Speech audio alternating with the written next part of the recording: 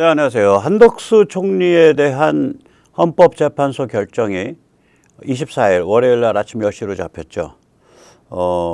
과연 복귀할까요? 혹은 파면될까요? 또 한 총리가 복귀하면은 그것이 윤 대통령 선거에는 어떤 영향을 미칠까요? 뭐 여러 가지 생각을 하게 됩니다. 오늘은 이제 그 탄핵의 군사 지정학을 좀 살펴보겠습니다. 제가 한 2번 말씀드렸는데 중국은 감히 윤 대통령 파면을 감당할 수 있을까? 이런 문제의식입니다. 또 그것을 연장하면은 오세훈이 제거돼야 하고 이재명이 목숨을 걱정해야 되는 이유를 좀 말씀드리겠습니다. 헌법재판소가 중국 공산당이 윤 대통령의 파면을 원한다고 파면하고 중국 공산당이 윤 대통령의 복귀를 원한다고 복귀시킬 것이라고는 생각하지 않습니다. 그러나 현실적으로 중국 공산당의 입장은 이재명과 더불당 그리고 눈에 드러나지 않는 중국 커넥션에 상당히 큰 영향을 미칠 겁니다. 그리고 이들을 통해 헌법재판소 내지 헌법개판소에 영향을 미칠 것임은 틀림없습니다. 저는 헌법재판관 중 단 한 명이라도 직접적으로 중국 커넥션, 중국 지하 조직에 연결돼 있지 않기를 바랄 뿐입니다. 중국의 입김이 직접 닿는 것이 아니라 이재명과 더불당을 통해 또 지하 커넥션을 통해 간접적으로 헌법재판관 내지 헌법개판관에게 영향을 미치는 정도이기를 바랍니다. 이 탄핵을 기각 혹은 각하하면 윤 대통령이 복귀하죠. 이 경우 저들은 국회와 언론, 조중동 등 언론을 근거지로 진지전을 펼칠 겁니다. 저들은 1980년대 후반부터 40년 동안 진지전을 펼쳐왔습니다. 진지전에 관해 저들은 너무나 익숙합니다. 배운 게 도둑질이라고 저들에겐 윤 대통령이 복귀한 상태에서 국회와 언론, 조중동 등을 막강 진지로 삼아 싸우는 편이 훨씬 더 익숙하고 유리합니다. 잠시 진지전에 대해 말씀드리겠습니다. 이탈리아의 천재적 빨갱이 안토니오 그람시라는 사람이 있었습니다. 1920년대와 1930년대에 맹렬한 활동을 한 사람이고 레닌과 대척점에 있어요. 레닌은 노동자 군인이 주도하는 도시 폭동으로 그 러시아 혁명을 일으켰습니다.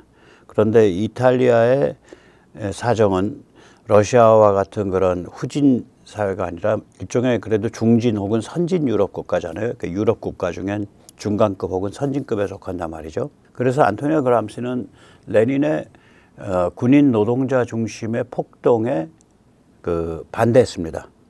그런 식으로는 이탈리아에서 권력을 잡는 것은 불가능하다고 봤습니다. 폭동은 기동전입니다. War of Mobilization입니다. 군사경으로. 기동전이 불가능해졌다고 본 거예요. 사회의 발전 정도가 높기 때문에. 우리가 요새 이제 시민사회 할 때 시빌 소사이어티라는 단어를 쓰는데 그 단어를 아주 핵심적으로 사용한 게 바로 이 천재빨갱이 안토니오 그람시입니다. 이 사람은 시민사회 영역, 그러니까 시빌 소사이어티와 정치사회 영역, 폴리티컬 소사이어티를 구분했습니다. 이 시민사회와 정치사회 각 분야별로 섹터별로 장악을 해서 그걸 진지로 삼아서 진지전을 펼치면서 사회를 안에서부터 존버가 들어가고 해체해야 된다. 이것이 이 천재빨갱이의 디자인이었습니다. 진지전을 군사학에서는 War of Position이라고 부릅니다. 우리나라의 이제 그 급진 운동 세력은 1980년대 후반부터 혹은 1990년대부터 소련이 해체된 이후에 혁명의 시대, 그러니까 폭동에 의한 혁명의 시대는 갔다고 봤습니다. 그래서 그때부터 의식적으로 진지전을 펼쳐온 겁니다. 노동조합, 교육기관, 정당, 경찰, 법조 이런 데 아주 깊게 들어간 거예요. 그때부터. 한 40년 됩니다. 중국의 입장에서 보면 윤 대통령이 복귀하고 진지전이 전개되는 상황에 대해서 어떻게 생각할까요? 저는 윤 대통령이 파면되는 상황보다 낫다고 볼 겁니다. 왜? 우리 자유공화 시민의 각성과 급성장 때문입니다. 이 자유공화 시민이 이제 여론조사를 해보면 한 50% 정도가 그 성향인데 이 중에 굉장히 액티브한 사람들이 굉장히 능동적인 사람들이 그 50% 20%는 될 거라고요. 그럼 10%예요. 그러면 그게 한 400만, 300만 됩니다. 무시무시한 숫자거든요. 반면에 저들은 예를 들어서 윤 대통령 그 탄핵에 찬성하는 사람 뭐 한 50% 나옵니다. 그런데 그 열기가 우리랑 달라요. 그 50% 중에 한 절반쯤은 어떤 사람들이냐면 야 깔끔하게 빨리 탄핵해버려야 그 다음에 우리 또 경제에 집중해서 살 수 있어 뭐 이런 생각이지, 목숨 걸고 열받아서 탄핵해라고 악바친 사람들은 그 50% 중에 절반밖에 안 돼요. 절반도 안 될 수도 있어요. 그러니까 그 에너지 강도가 달라요. 그 순도가 달라요.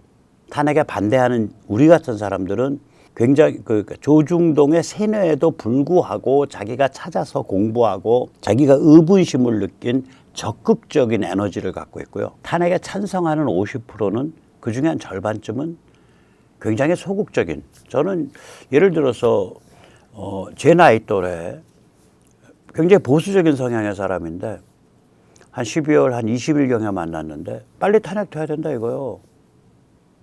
왜 그러냐 그랬더니 그 사람은 이제 이렇게 보는 거죠. 탄핵을 해서 깔끔하게 빨리 정리하고 다음 챕터로 넘어가야 경제도 좀 덜 타격받고 살 수 있다 뭐 이런 관점이에요. 그러니까 그 사람 관점에서는 경제라든지 그러니까 그 사람 관점에서는 경제라든지 경기 같은 거를 중시하는 거예요. 뭐 이게 윤 대통령이 탄핵되고 그 다음에 일어나는 정치 변화에서 나라가 멍들어 간다라는 거는 그 사람은 인식을 못 하는 거예요. 그러니까 탄핵에 찬성하는 사람들 중에 지금 그게 전 국민의 한 50%쯤 되는데 그 중에 절반은 그런 성향일 거라고요.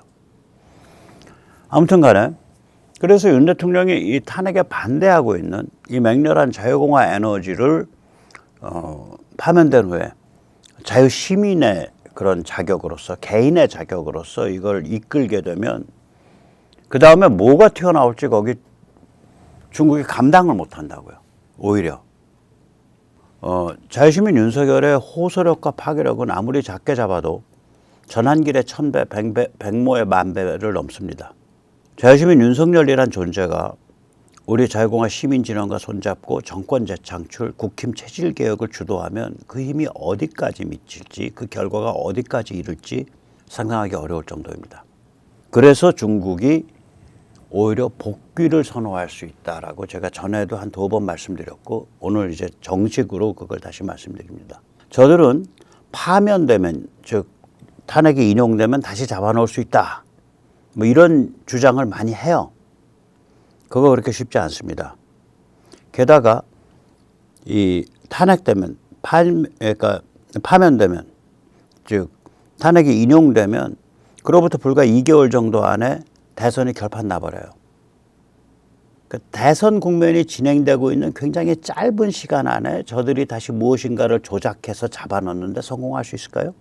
그 상황에서 저들의 입맛대로 경찰, 검찰, 법원을 움직일 수 있을까요? 저는 어렵다고 봅니다. 중국 공산당 핵심을 데려다 놓고 묻고 싶습니다. 너희는 국회와 언론 조중동을 근거지 삼아 대통령 윤석열과 싸우는 편이 좋아? 아니면 자유공화 시민 진영과 손잡고 백의종군하는 자유시민 윤석열과 싸우는 편이 좋아?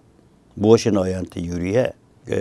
저는 대통령 윤석열과 진지전으로 싸우는 편을 선호할 거라고 봅니다. 후자는 어디로 튈지, 어느 정도까지 그 불길이 번질지 감당이 안 될 거예요. 여기서 잠시 세뇌탈출 자구등록 부탁 말씀 올리고 또 말씀 이어가도록 하겠습니다. 아시다시피 세뇌탈출은 광고가 잘 붙지 않습니다. 붙더라도 천천히 붙는 경향이 있습니다. 도와주시면 보다 좋은 컨텐츠로 찾아뵙는데 커다란 힘이 되겠습니다. 감사합니다. 광고 말씀 좀 여쭙니다. 내일 금요일 날 11시 명동중앙우체국 앞, 모든 길은 로마로 통하고 모든 악은 중국으로 통한다. 국회 독재 정치 위기의 진짜 배우는 중국이다. 교수들과 함께 시진핑을 맹폭한다. 또 이게 어떻게 나중에 쫑이 났는데 금요일 날 11시 30분 삼각지역 5번 출구입니다. 권영세 좀 매를 심하게 쳐서 그 헛생각 못하게 개발질 못하도록 꽁꽁 묶어놔야 됩니다. 저는 용산 이 삼각지역으로 출격합니다. 11시 30분부터 시작합니다. 이 중국 공산당의 입장에서나 더불당의 입장에서나 대통령 윤석열과 싸우는 편을 선호할 겁니다. 물론 지금 더불당 안에 내놓고서 반 이재명을 이야기하시는 사람은 많지 않아요. 워낙 장악력이 강하고 이재명이 최근까지 중국 공산당의 그 아우라를 업고 있었기 때문에 중국의 아우라를 업고 있었기 때문에 내놓고서 그 반이재명을 하는 그런 성향은 없지만 그 내심으로는 저거 어떻게 빨리 제거 안 당하나 저거 어떻게 빨리 좀 없어져야 그 다음에 우리가 몸 추스리고 수습하는데 이렇게 생각하는 관점이 훨씬 많다고 저는 알고 있습니다. 이런 상황에서 이제 이재명이 갈 길을 잃고 급당황하고 좌절하고 있는 거죠. 그러니까 윤 대통령 복귀를 선호한다는 사정은 미국도 비슷합니다. 미국이 근데 윤 대통령을 복귀를 선호하는 것은 중국과는 다른 이유, 중국과는 다른 문맥입니다. 중국은 어두컴컴한 데서 시시콜콜한 공작을 하는 것에 아주 이골이 난 집단입니다. 그런데 미국은 그런 식으로 안 합니다. 미국은 거의 대부분은 큰 틀에서 원칙대로 판단하고 시원시원하게 쭉쭉 이렇게 선을 긋는 그런 조치들을 선호합니다. 왜 그러냐면 전 세계를 경영을 하는 워낙 큰 게임을 하니까 국지적으로 그렇게 어두컴컴하게 공작을 하는 것이 이렇게 쌓이면은 축적이 되면 나중에 누가 무엇을 어떻게 책임져야 되는지 아무것도 관리가 안 되는 상황이 돼요. 그래서 원칙대로 큰 틀에서 쭉쭉 선을 긋는 그런 방식이 될 수밖에 없어요. 미국은 그걸 선호한다고요. 네. 그래서 그런 원칙대로 보게 되면 그건 당연히 복귀해야지 이렇게 결론이 나와요. 저는 미국의 판단이 12월 3일 이후로 지금 말하자면은 3개월 한 보름쯤 지났을 텐데 4단계에 걸쳐서 변화해 왔다고 봅니다. 오늘 그걸 간단히 짚어보겠습니다. 12월 3일 계몽령 직후는 이겁니다. 뭐야? 뭐 계엄을 했어? 그런데 초비상 계엄이네? 초단기, 비무장, 상징성 계엄이네? 죄송합니다. 초단기를 초간기라고 썼네요. 왜 이런 희한한 계엄을 한 거지? 종중 세력이 국회 독재, 입법 독재, 레지슬러티브 티러니를 통해 대한민국을 작살내려 하는 것을 국민과 우리 미국에 알리려 한 거구나. 대한민국에서 이런 살벌한 종중 흐름이 수면 아래서 진행되고 있었다는 걸 우리 국무부 애들은 왜 제대로 인지하지 못한 거지? 이놈들 죄다 골빈놈들 아니야? 아무튼 윤석열은 이제 파면되든 감옥 살든 제거되긴 하겠네. 이 말을 12월 직후에 고든창이 했어요. He's going to be removed one way or another. 그런 식의 얘기를 했어요. 고든창이. 윤 대통령은 이런 방식이든 저런 방식이든 결국 제거되겠네. 이게 대개 한 12월 말 정도까지의 미국의 판단이었습니다. 심지어 고든창까지 물론 이제 커트 캠벨이라든지 국무부 부장관 바이든 정부의 또 싸가지 없는 그 주한 미대산 여기 굉장히 적대적이었고 그런데 이게 이제 자유공화 시민회의에 판이 뒤집히기 시작한 연말 연초에 미국 판단이 바뀌어요. 그런데 판이 뒤집혔네. 그 사람들 용어는 뭐라 그러냐. VOE에서 turnaround of the public opinion. 국민의 의견이 반전됐다. 이렇게 표현해요. 한국인들 정말 희한하네. 윤 대통령을 구해낸다고 영하 15도 한밤중까지 시위를 벌여? 그 서방 선진국에서 저런 민초 에너지를 가진 나라가 또 있었나? 이런 생각을 하게 된다고요. 이 사람들이. 그 다음엔 이제 1월 15일 윤 대통령 불법 구금 이후에는 이제 굉장히 상황을 심각하게 보죠. 그 레드라인이라 그랬거든요. 윤 대통령의 체포는 그거는 그 선은 넘으면 안 된다라는 시그널을 미국이 계속 보냈었어요. 그 코멘트 하는 거 보면. 그러니까 이런 생각이죠. 이거 미친놈들일세? 파면도 결정되지 않았고 제대로 조사도 하지 않았는데 대통령을 끌고 가서 감옥에 쳐넣어? 이놈들이 진짜 내란 세력이잖아. 이놈들은 대한민국을 하이제킹해서 시진핑 입에 쳐넣어주려고 환장한 놈들일세? 겁대가리가 없구만. 이게 이제 1월 15일 강제 불법 구금 이후에 이제 미국의 입장이죠. 그 다음엔 이제 3월 7일 구속 취소 결정이요. 이제 나오신 거는 3월 8일이고 그때부터는 이제 또 이런 생각이죠. 미국은 윤 대통령 풀려났네. 이거 잘하면 복귀할 수도 있겠네. 그게 맞지. 그게 순리대로 가는 거지. 진짜 사람 죽일 수 있는 계엄한 것도 아니잖아. 초비상 계엄, 초단기 비무장 상징성 계엄으로 국회 독재, 입법 독재, 레지슬러티브 티러니 실상을 알리려 했던 것 뿐이잖아. 윤 대통령 복귀하면 같이 논의하고 협조해야 될 일이 태산같이 많아. 지금은 이런 관점일 거예요. 그러니까 미국은 이렇게 원칙적인 큰 틀에서 복귀가 순리야. 그런 의미에서 복귀를 지지하는 거고, 중국은 공작적 차원에서, 어두컴컴한 차원에서, 야, 복귀한 대통령 윤석열과 싸우는 게 좋아? 아니면 파면된 자유시민 윤석열과 플러스 자유시민 진영, 거기랑 싸우는 게 좋아? 어느 게 더 우리한테 유리할까? 이런 관점에서 복귀를 선호할 수 있다. 그 얘기를 드리는 거예요. 예. 이렇듯 이제 중국 공산당이든 미국이든 윤 대통령 파면보다는 복귀를 선호하는 입장이라고 저는 추정을 감히 합니다. 그러니 이제 이재명이가 이제 목숨을 걱정해야죠. 이재명의 암살 걱정 저는 쇼 아니라고 봐요. 그거 쇼다라고 이렇게 말씀들 하시는데 쇼 아닙니다. 훨씬 더 어두컴컴한 데가 있어요. 이재명 입장에서 한번 생각을 해보세요. 이렇게 되는 거거든요. 나 버림받은 것 같은데, CAC의 두목님도 날 버리신 것 같은데, 야, 이러면 어디서 누가 지르는 칼인지도 모른 채 칼 맞는 수 있어.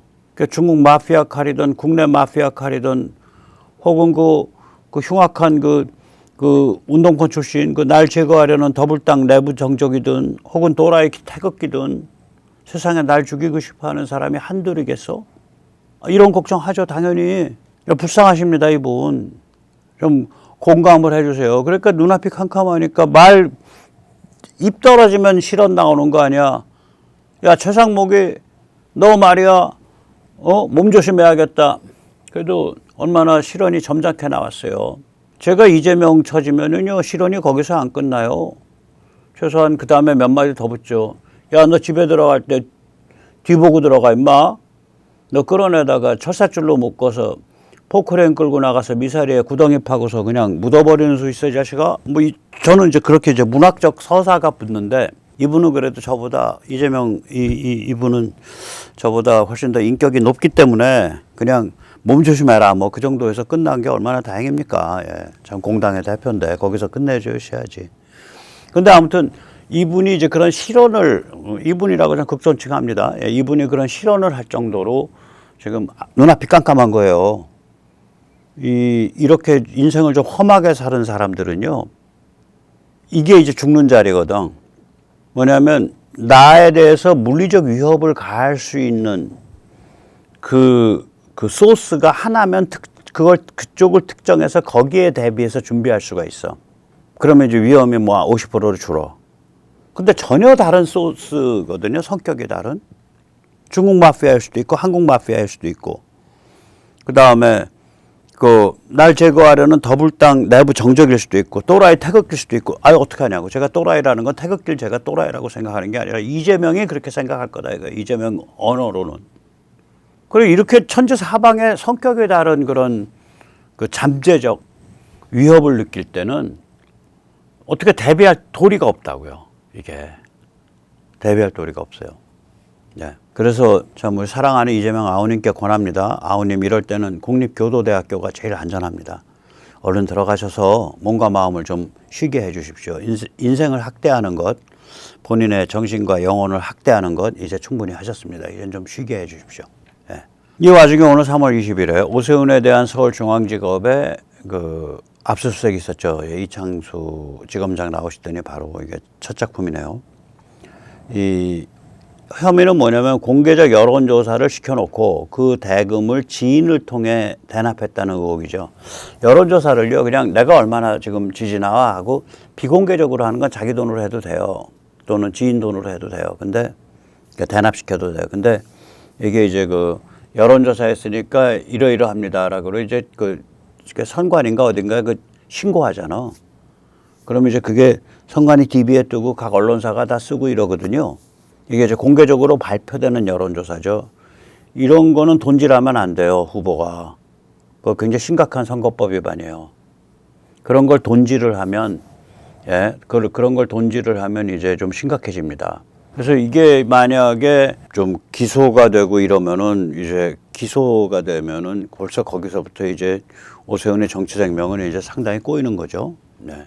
저는 오세훈이 이번에 제거돼야 한다고 봅니다. 이유는 세 가지입니다. 첫 번째 이유, 이상한 시점 2024년 7월에 중국 충칭에 가서 친중 행보를 했습니다. 충칭과 바이오 산업 파트너십을 맺었고 충칭의 발전상을 입에 침이 마르도록 찬양했습니다. 지금 중국이 코로나의 발원지고 그 다음에 지금 중국이 완전히 경제가 무너지고 있는데 많이 발전했네, 정말 화려하네, 배워야 되겠네, 우리 바이오 산업 같이 해요. 너무 좀 이상하고 생뚱맞잖아. 그래서 굉장히 그때 기분이 쎄하더라고.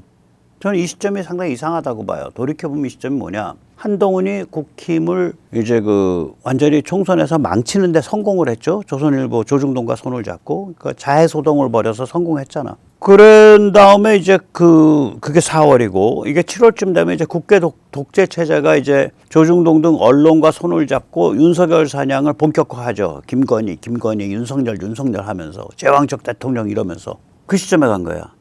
그 시점에 가서 중국과 손을 잡은 거예요. 굉장히 이상하더라고요. 저는 기분이 쎄하더라고요. 그래서 이걸 걱정을 많이 합니다. 두 번째는 뭐냐. 권성동과 손잡고 지방분권 멍멍언을 띄웠어요.